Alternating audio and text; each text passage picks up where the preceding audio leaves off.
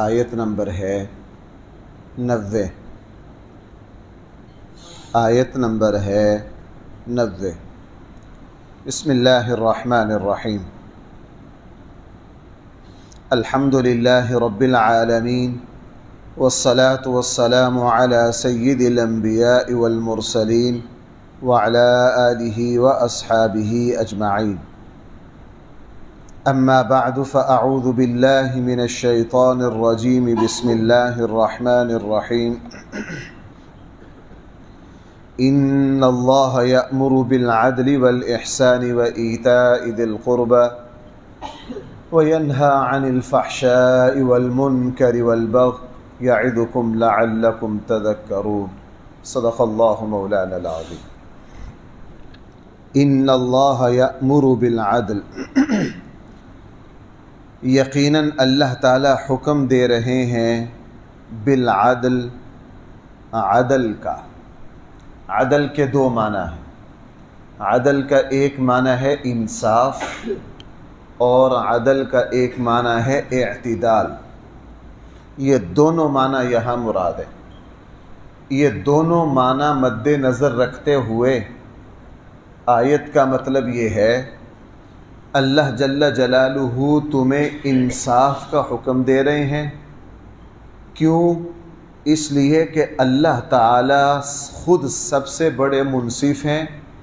اللہ جل جلالہ نے اپنے اوپر انصاف کو لازم قرار دے لیا ہے اور اپنے بندوں پر بھی اللہ تعالی نے انصاف کو لازم اور ضروری قرار دیا ہے. لازم اور ضروری قرار دیا ہے. اور انصاف کی جو ضد ہے بھائی وہ ظلم ہے. انصاف کی جو ضد ہے بھائی وہ کیا ہے؟ ظلم ہے. اللہ تعالیٰ کو جن گناہوں سے بہت زیادہ اللہ ناراض ہوتے ہیں، اللہ کا غضب حرکت میں آتا ہے، اللہ تعالیٰ کی طرف سے عذاب کے فیصلے ہوتے ہیں، اللہ تعالیٰ کی طرف سے عذاب کے فیصلے ہوتے ہیں، ان میں سے ایک ظلم ہے. اب ذرا سمجھیے، توجہ میری طرف کیجیے، اب سمجھیے ذرا. انصاف پھر ان خوبیوں میں سے ہوا جس کی وجہ سے اللہ جل جلالہ کی طرف سے رحمتیں اترتی ہیں، اللہ تعالیٰ کی طرف سے برکتیں اترتی ہیں، اللہ تعالیٰ کی طرف سے فضل کے فیصلے ہوتے ہیں. اللہ جل جلالہ نے خود فرمایا اے بندو میں نے ظلم اپنے اوپر بھی حرام قرار دیا ہے اور تمہارے اوپر بھی حرام قرار دیا ہے. خطبہ حجۃ الوداع میں نبی کریم صلی اللہ علیہ وسلم نے پوچھا آج ہم کہاں ہیں؟ سب کو پتہ تھا کہاں ہیں، متوجہ کیا اپنی طرف. حجۃ الوداع کا خطبہ میدان عرفات میں دیا. حج کا رکن اعظم جس کے بغیر حج کہلا ہی نہیں سکتا، رکن اعظم. آج کیا دن ہے؟ صحابہ اکرام نے بتایا ہم حرم میں ہیں. لوگوں اس دن کی حرمت کی طرح اللہ تعالیٰ نے ایک دوسرے کا مال تم پر حرام قرار دے دیا ہے. میرے بعد ایک دوسرے کی گردنیں نہ مارتے پھرنا، ایک دوسرے پر ظلم نہ کرنا، ایک دوسرے پر ظلم نہ کرنا. تو قرآن کریم نے حکم دیا، اللہ تعالیٰ حکم دے رہے ہیں عدل کا، انصاف کا. اور میں اکثر یہ بات عرض کرتا ہوں اور مجھے اس کا بہت احساس ہوتا ہے. جب انصاف کی بات کی جاتی ہے نا تو ہماری توجہ فوراً ریاست اور عدالتوں کی طرف جاتی ہے. جانی بھی چاہیے، غلط نہیں جاتی، اس لیے کہ ملک اور ریاست اور عدالت سب سے بڑا، سب سے زیادہ انصاف فراہم کرنا ان کی ذمہ داری ہے. غلط نہیں، بالکل صحیح ہے. لیکن بھائیو انصاف اور اوپر سے شروع ہو کر زیرو تک آتا ہے. اب انصاف کا مطلب یہ ہے اگر میں صدر پاکستان یا وزیر اعظم پاکستان یا چیف جسٹس یا قاضی نہیں ہوں، لیکن اس کا یہ مطلب نہیں ہے کہ انصاف کا حکم میرے طرف متوجہ نہیں ہے. مجھے تمام معاملات میں انصاف سے کام لینا ہے. مجھے اپنی اولاد میں انصاف کرنا ہے، اپنے بہن بھائیوں میں انصاف کرنا ہے، اپنے ماتحت ملازموں میں انصاف کرنا ہے، اپنے ماتحت ملازموں میں انصاف کرنا ہے، مجھے اپنے یار دوستوں کے ساتھ انصاف کرنا ہے، مجھے اپنے پڑوسیوں کے ساتھ انصاف کرنا ہے، مجھے اپنے کاروباری شریکوں کے ساتھ انصاف کرنا ہے، جو میرے کاروباری پارٹنر ہیں، جو میرے یار دوست ہیں، جو میرے گلی محلے کے ہیں، کسی کو کبھی بھی مجھ سے ظلم کا شکوہ نہ ہو۔ رسول اکرم صلی اللہ علیہ وسلم اور آپ کے تربیت یافتہ لوگوں میں ایسی وہ ظلم سے بہت ڈرتے تھے اور ہر وقت انصاف کو مد نظر رکھتے۔ میں نے اکثر یہ مثالیں دی ہیں، آپ اس سے بڑا انصاف کیا لگا سکتے ہیں کہ رسول اللہ صلی اللہ علیہ وسلم نے پانی پیا، حضور کی ملکیت، حضور علیہ السلام کا جھوٹا، اور بھائی دیا کس کو، سنت کیا ہے، جو دائیں طرف بیٹھا ہو اس کو دو۔ رسول اللہ صلی اللہ علیہ وسلم نے پانی پیا، ایک طرف ابن عباس لڑکے بیٹھے اور دوسری طرف سیدنا صدیق اکبر، یہ قوم کے سردار ہیں۔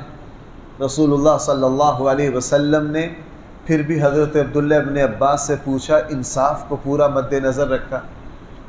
قرآن کریم نے رسول اللہ صلی اللہ علیہ وسلم پر بیویوں کے بارے میں باریاں لازم نہیں کی، باریاں لازم نہیں کی، لیکن رسول اللہ صلی اللہ علیہ وسلم نے ساری زندگی اپنے اوپر بیویوں کے بارے میں ایک ایک رات کی باری کو لازم سمجھا، یہاں تک کہ بیمار پڑ گئے، آخری وقت ہے، پھر بھی ہر روز پوچھتے عائشہ کی باری کب ہے، جب تک دوسری بیویوں نے اجازت نہیں دے دی اس وقت تک حضرت عائشہ کے گھر منتقل نہیں ہوئے۔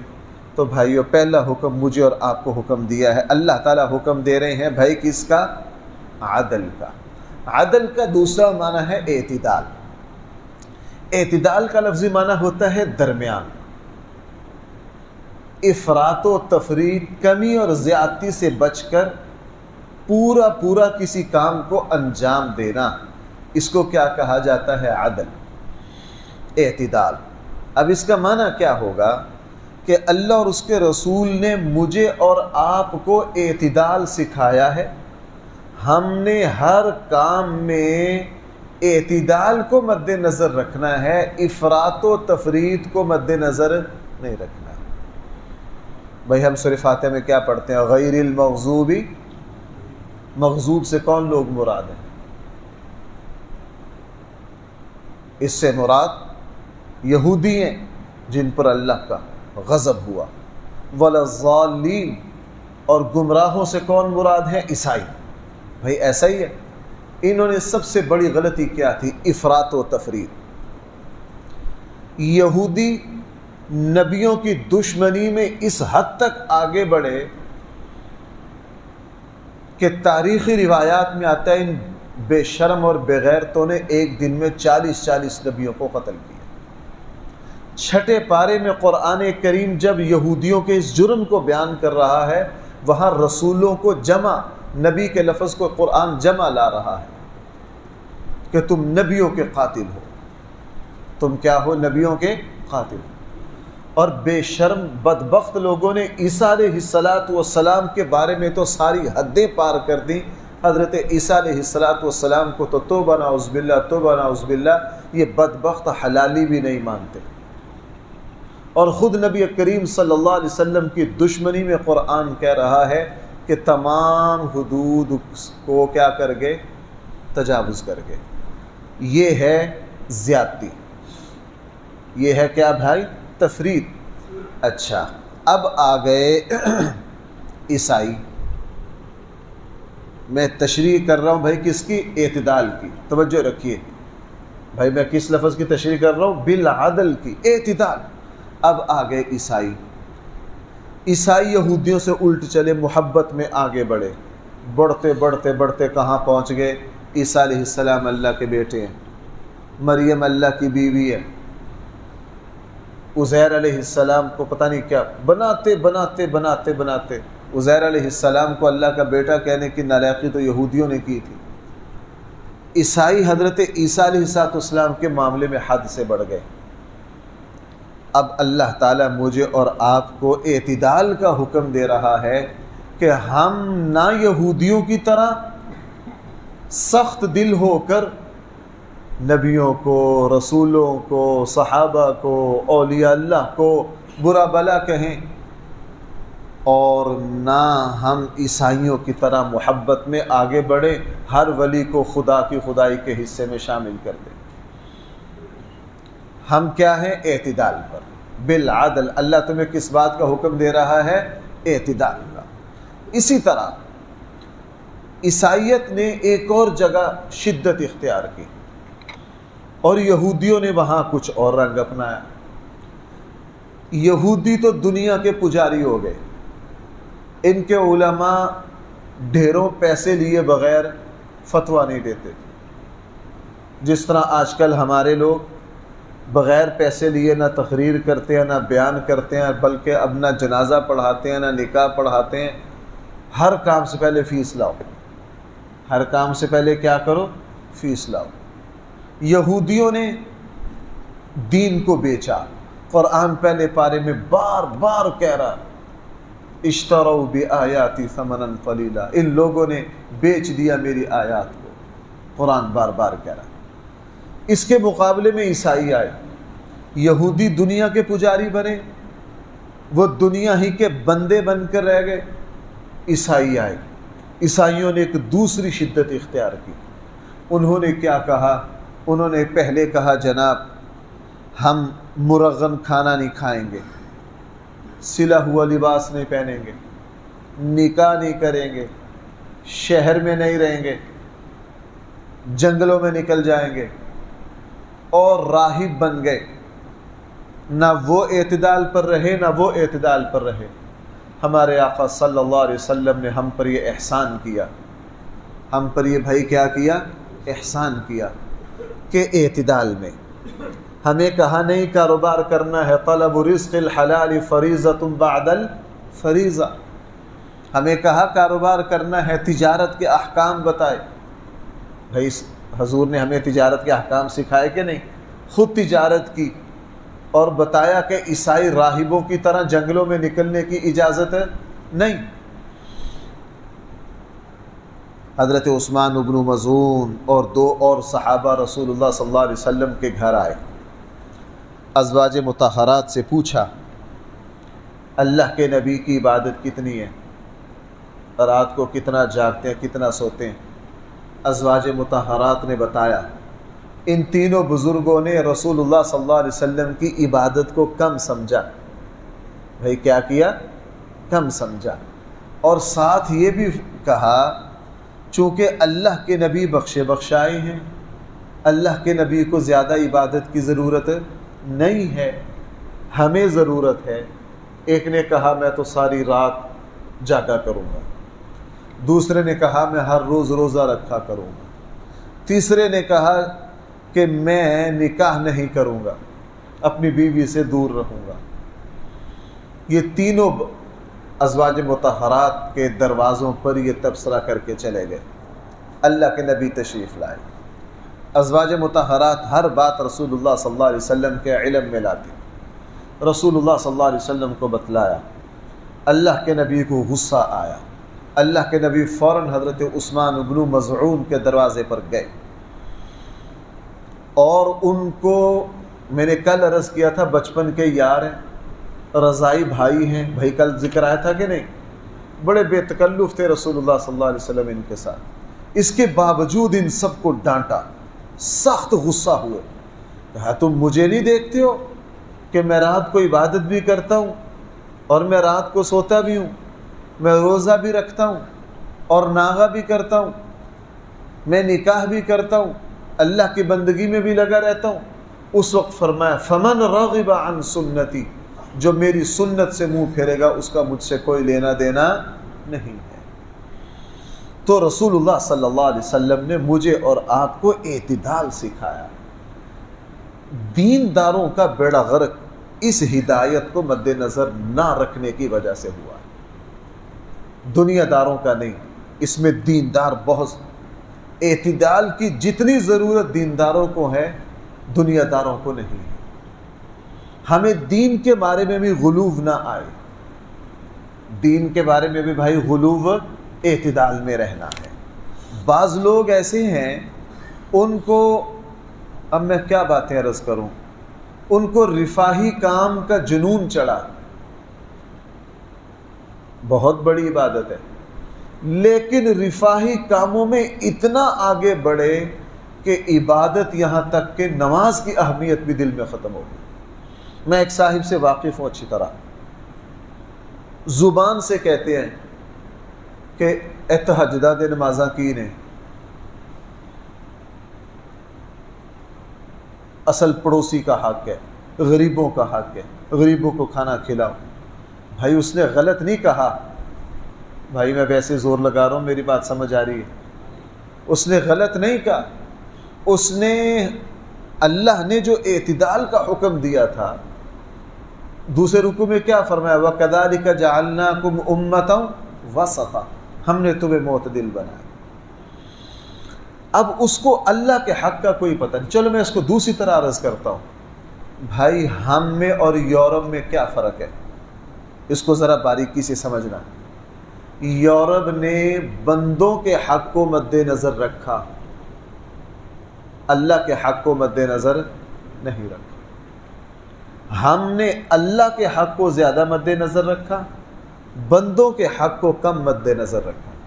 یورپ میں انسانوں، آپ پتہ ہے وہ کہتے ہیں جی اصل دین کیا ہے، انسانیت۔ بھائی میں غلط تو نہیں کہہ رہا ہوں، یورپ کا نعرہ کیا ہے، اصل دین کیا ہے، انسانیت۔ ان کے یہاں کتے کے بھی حقوق ہیں، بلی کے بھی حقوق ہیں، سانپ کے بھی حقوق ہیں، راستوں ان کے انسانی اور حیواناتی حقوق بہت اعلیٰ۔ لیکن اللہ کا حصہ وہ کہتے ہیں یہ نجی معاملہ ہے۔ اگر کوئی کہتا ہے میں خدا کو نہیں مانتا، ہم نے اس کا احترام کرنا ہے، اس کا ذاتی حق ہے۔ بھائی ایسے کیا کہ نہیں انہوں نے؟ ان کے یہاں صرف مخلوق ہی کا حق ہے، اللہ کا حق ان کے یہاں ہے ہی نہیں۔ اور ہمارے یہاں اللہ کے حق کو زیادہ حیثیت دی گئی، بندوں کے حق کی پرواہ نہیں کی گئی۔ بندوں کے حق کے، مجھے ایک مرتبہ ایک خاتون نے، ایک بوڑھی اماں نے فون کیا کہ میرے شوہر بوڑھے ہیں، آپ کے بڑے مرید ہیں، اور اکثر جب مجھے کوئی شکایت کرتا ہے تو ساتھ یہی کہتا ہے مجھے پتہ ہے کہ ہن پیر دی شامت آ گئی ہے۔ جب بھی مجھے کہتا ہے نا جی فلاں آپ سے بڑی عقیدت رکھتا ہے، کوئی خاتون فون کرتے میں کہا بس اب یہ سارا ملبہ میرے اوپر آنا ہے، تو میں پھر یوں کہہ کے جان چھڑاتا ہوں جی 2 نمبر پیر اور 2 نمبر مرید، جس طرح کا لولا لنگڑا پیر ہے تو اس طرح کے لولے لنگڑے مرید ہیں جی۔ ان کو مجھے ذاتی طور پر پتہ، بڑے تہجد گزار ہیں، سارا کچھ ہے، سارا فلاں فلاں فلاں فلاں فلاں مجھے پتہ ہے۔ کہنے لگا جی ان کے گھر کے حق کا یہ ہے، انہوں نے تفصیل گنائی کہ ان کو کوئی پتہ نہیں گھر کے اخراجات کہاں جا رہے ہیں کیا نہیں جا رہے، کسی چیز سے کوئی دلچسپی نہیں۔ اب یہ کیا ہے کہ ہمارے یہاں اعتدال نہیں۔ میں عرض کر رہا ہوں بھائی کس کو، بالعدل۔ میں نے عدل کے کتنے معنی کیے ہیں؟ 2۔ عدل کا ایک معنی میں نے کیا ہے انصاف، اور عدل کا دوسرا معنی ہم نے کیا کیا ہے، اعتدال۔ یہاں دونوں معنی مراد ہیں۔ ہم نے افراط و تفریط میں نہیں پڑھنا، ہم نے رسول اللہ اسی لیے دیکھو بھائیو، اولیاء اللہ کی کرامات کو زیادہ بیان کرنا اچھا نہیں۔ علماء نے منع کیا ہے کہ عوامی مجموع میں اولیاء اللہ کی کرامات نہ بیان کی جائے، صرف اور صرف رسول اللہ صلی اللہ علیہ وسلم کی سنت بیان کی جائے، چونکہ سنت کہتے ہیں معتدل راستے کو۔ بھائی سنت کہتے ہیں کہ اس کو اب بیان کر دو جی، پیران پیر شاہ عبد القادر جیلانی رحمہ اللہ نے رسول اللہ صلی اللہ علیہ وسلم کی اتباع میں 40 سال جو کھائے، انہوں نے ساری رات یوں کیا، انہوں نے فلاں کیا، کرامات بیان کر۔ بھائی کرامات قابل عمل ہیں؟ نہیں، ہم کرامات کو کبھی نہیں بیان کریں گے۔ ہم بھائی کس کو بیان کریں گے؟ رسول اللہ صلی اللہ علیہ وسلم کی سنت کو۔ حضور کی سنت بہت معتدل ہے، حضور علیہ السلام کی سنت کیا ہے؟ بہت زیادہ معتدل ہے، وہ اعتدال ہے اس میں۔ جہاں بھی آپ دیکھو گے آپ علیہ السلام کی جو سنت ہوگی وہ بہت اعتدال پر ہوگی۔ رسول اللہ صلی اللہ علیہ وسلم کا لباس صاف ستھرا تھا، صاف ستھرا لباس پہنتے، لیکن اس حد تک نہ جاتے کہ دیکھ خواتین کی طرح ساری توجہ لباس ہی پر۔ رسول اللہ صلی اللہ علیہ وسلم اچھے سے اچھا کھانا پسند فرماتے تو بناؤز باللہ، لیکن کسی کو شیبہ بھی نہ ہوتا کہ زندگی کا مقصد کھانا ہی ہے، نہ۔ رسول اکرم صلی اللہ علیہ وسلم اللہ کی عبادت بھی کرتے اور اپنے صحابہ اکرام کے ساتھ اٹھتے بیٹھتے بھی، مزاح بھی کرتے، دل لگی بھی کرتے، ان کے حالات و احوال بھی پوچھتے، ان کے حالات و احوال بھی پوچھتے، ان کی خیر خیریت بھی۔ بیٹھے ہیں، کہا بھائی سعد بن عبادہ بیمار ہیں، چلیں ذرا ان کی خیر خیریت پوچھ کر آئیں۔ سارے صحابہ اللہ کے نبی ان کے دروازے پر جا رہے ہیں، اللہ کے نبی ان کے دروازے پر جا رہے ہیں۔ کہیں صحاب کسی سے مزاح بھی کر رہے ہیں، خیر خیریت بھی پوچھ رہے ہیں، کسی نے شادی کی اس کو بھی پوچھ رہے ہیں، مبارکباد بھی دے رہے ہیں، اور یہ بھی پوچھ رہے ہیں کہ شادی تو نے کنواری سے کی ہے غیر کنواری سے کی ہے، یار تم ایسا کرتے تو زیادہ بہتر تھا، حضرت جابر سے۔ تو اتنا اعتدال، اتنا اعتدال۔ ہمارے یہاں دینداروں میں یہ مرض ہے کہ ہم اعتدال کو مد نظر، یہ مرض پھر جب آگے بڑھا نا، اب ہو کیا رہا ہے؟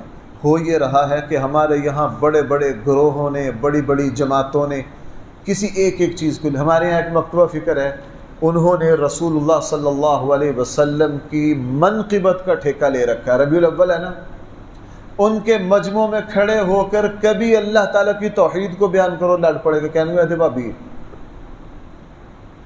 بھائی آپ قرآن کے طالب علم ہیں، قرآن کریم کے ہر صفحے پر توحید موجود نہیں ہے۔